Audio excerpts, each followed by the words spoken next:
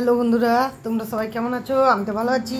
আজ আবার একটা সকাল মানে সন্ধ্যাবেলাতে তোমাদের সাথে একটা ব্লগ নিয়ে, সারাদিনের ব্লগ নিয়ে তোমাদের সাথে হাজির হয়ে গেলাম। ব্লগটা হচ্ছে কাল রাত থেকে স্টার্ট, আজ সন্ধ্যাবেলাতে শুরু। তো আমার তো এরকমই হয়, জানো তো, আমি টাইম মতো সব সময় সব ভিডিও করতে পারি না। হ্যাঁ, যে তোমরা আমাকে সব সময় দেখতে পাবে ভিডিওতে, মানে পারবে না, তার কারণ হচ্ছে টাইম মতো আমি ভিডিও করতে পারি না পুরুষের জন্য। তো তোমরা সবাই কেমন আছো? আশা করি ভালো আছো। Welcome back to my channel Lotus. আর তোমরা যারা আমার ইউটিউব থেকে দেখছো তারা দয়া করে যদি ভিডিওটি ভালো লাগে তো অবশ্যই একটা লাইক শেয়ার দিয়ে কমেন্ট করে যেও। আর যদি ফেসবুক থেকে দেখো সেখান থেকেও একটা লাইক শেয়ার কমেন্ট করে দিও। আর পেজটিকে ফলো করে দিও। তো এই যে অনেকগুলো কাপড় একসাথে পড়েছিল, তার জন্যে আমি মানে লো এনার্জি হয়ে গেছিলো, আমার গুছাতে মন যাচ্ছিলো না। আসলে জানো তো ফ্রেন্ডরা, কী হয়েছে, মানে এই যে আরজি করে ঘটনাটার পর থেকে না সত্যি মন খুবই খারাপ। আমি দেখো না আর ভিডিও মানে দিতে পারছি না, মানে আমার এনার্জি আসছে না যে আমি ভিডিও তৈরি করি।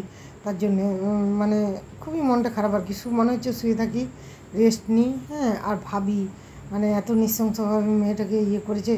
তো কী করবে বন্ধুরা, কিছু তো করার নেই। দিনের সাথে সাথে, তালের সাথে সাথে আমাদেরকে সমাজের সাথে সাথে বদল হতে হবে, তার সত্ত্বেও প্রতিবাদ চালিয়ে যেতে হবে।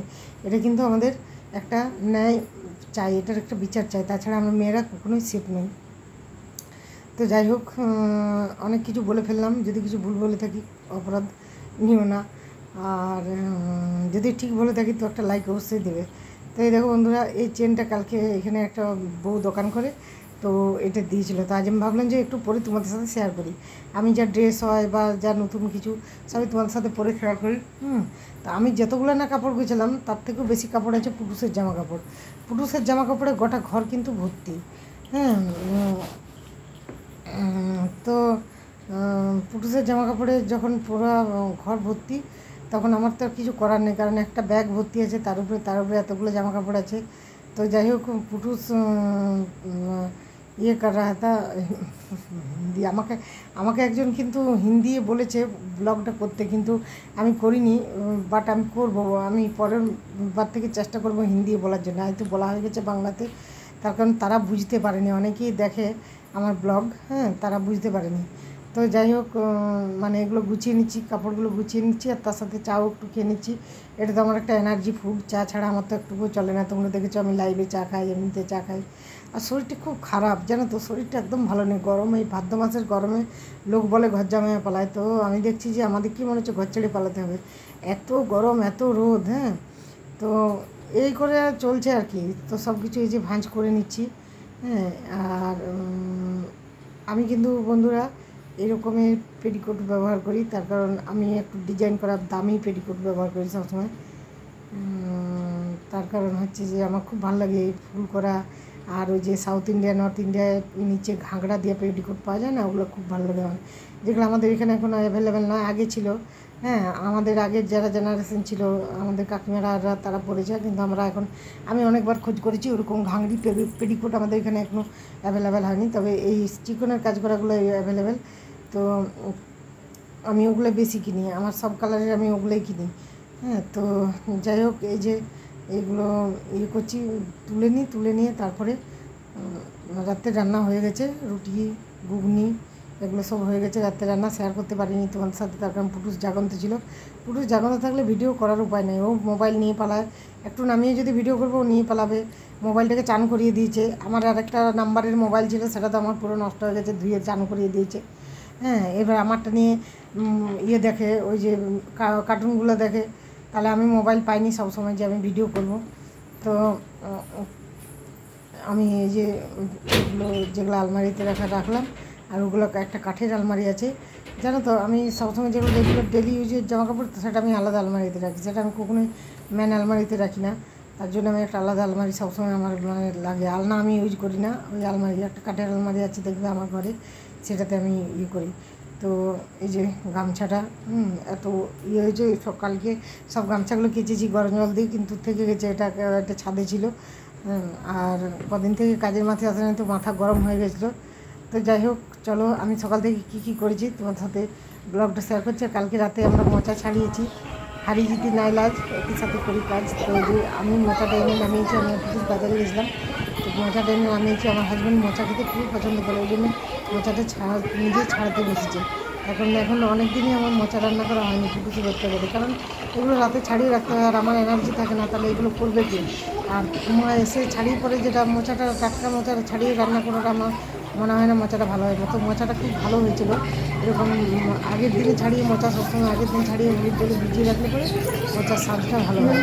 এই যে আমার কোলে বসতে চলে এলো, আমি কি মোচা ছাড়াবো, কী করে ছাড়াবো, ও বাবাই ছাড়াচ্ছে, আমি একটু বসে বসে বানিয়ে দিচ্ছি আর কি। তো এই যে মোচাটা ছাড়িয়ে দেবো আর একটা কাজ করে তালটা মেরে দেয়, ভালো করে তাল মারাটা আমি তো বাড়ি না, আমার সবজি কাটার মধ্যে ভালো রান্না করে এগুলো করে।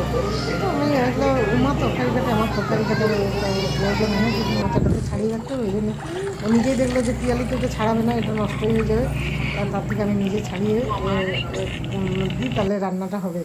তো যাই হোক মোচা ছাড়ানো তো কালো হয়ে গেছিলো, আর মোচাটা ভিজিয়ে রেখেছিলাম হলুদ জলে, সেটাকে উমা কেটে দিয়েছিলো, সেটাকে আমি ভালো করে সিদ্ধ করে নিয়েছি আলু বেগুন দিয়ে, প্রেসার কুকারে 2টি সিটি দিয়ে নিয়েছি। তো বন্ধুরা মোচাটা কিন্তু সত্যিকারের দুর্দান্ত ছিল, এত ভালো মোচাটা লেগেছে। আমি রান্নাতে এমন কিছু বেশি ইউজ করিনি, একটু পাঁচফোড়ন, একটু তেজপাতা আর একটু পেঁয়াজ আর একটু আদা রসুন দিয়েছিলাম, আর জিরে গুঁড়ো লঙ্কাগুলো যেরকম ডেলিকার মশলা দিই সেগুলো দিয়ে একটু মশলাটা কষিয়ে ওই সিদ্ধটা আলু বেগুন দিয়ে মোচাটা যে সিদ্ধ করেছিলাম সেই সেদ্ধ মোচাটাই আমি দিয়ে দিয়েছিলাম, আর একটু লাস্টে গরম মশলার গুঁড়ো দিয়ে দিয়েছিলাম, আমি ঠান্ডায় যে গরম মশলাগুলো কিনতে পারবে সেগুলো। মোচাটা এত সুন্দর সিদ্ধ হয়েছে দেখো, পুরো আমি হাতে করে ম্যাশ করে দিচ্ছি। মোচা সেদ্ধ করার পরেও কিন্তু হাতে একটু ম্যাশ করে দিতে হয়, তাহলে মোচার তরকারিটা ভালো সিটমিট হয়, যেটা আগেকার ভাষায় বলতে সিটমিট, আমরা যেটা বলি ম্যাশ, মানে মোচার তরকারিটা একটু ভালো দেখায়। তো এই রান্না চলছে, মোচাটা হয়ে গেলে পরে হয়ে যাবে। পুটুসের জন্য মাংস হয়ে গেছে, মানে পুটুসের তো আজ একটু মটন করে দিয়েছি, আর আমাদের জন্য বাটা পোনা মাছের ঝোল করেছি, অনেক দিন থেকে বাটা পোনা মাছ খেতে মনে হচ্ছিলো, আজকে নিয়ে এসেছি বাটা পোনা মাছের ঝোল করেছি, আর ইয়ে করেছি মোচার তরকারি আর করলা ভাজা, আর আমরা চাটনি আছে, আমার হাজবেন্ড খাবে, আমরা চাটনি নিয়ে আর খাবো না, আমার সাথে আমরা চাটনিতে আমার ভাত করে পেটে দেবো। তো সেসব এই রান্নাটা ভালো করে হয়ে যাবে।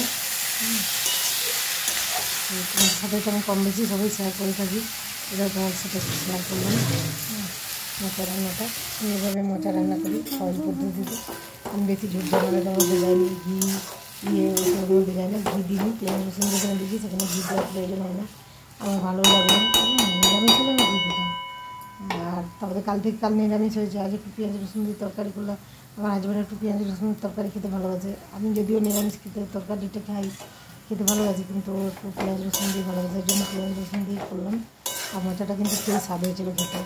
তো যারা কারা এইভাবে মোচা রান্না করো তোমরা একটু জানাবে, আমি তো এইভাবেই রান্না করি আর আমার এইভাবেই ভালো লাগে। আমি মোচাটা বেটেও রান্না করি কোনো সময়, হ্যাঁ বড়া করে, সেটাও ভালো লাগে। তো চলো, আরেকটা আমি করেছি আজকে ইউনিক হলো ডিম ভাপা বাটিতে, এটা আমি ফেসবুকে প্রায়ই দেখছি, ইউটিউবে প্রায়ই দেখছি, আজকে আমি এবার ট্রাই করলাম। তো অন্যগুলো ট্রাই করে আমি ঠকে গেছিলাম, কিন্তু এটা ট্রাই করে আমি বেশ জিতে গেছি। এটা কিন্তু ভালো হয়েছে ডিম ভাপাটা, আজকে ডিম ভাপাটা একদম ইউনিক।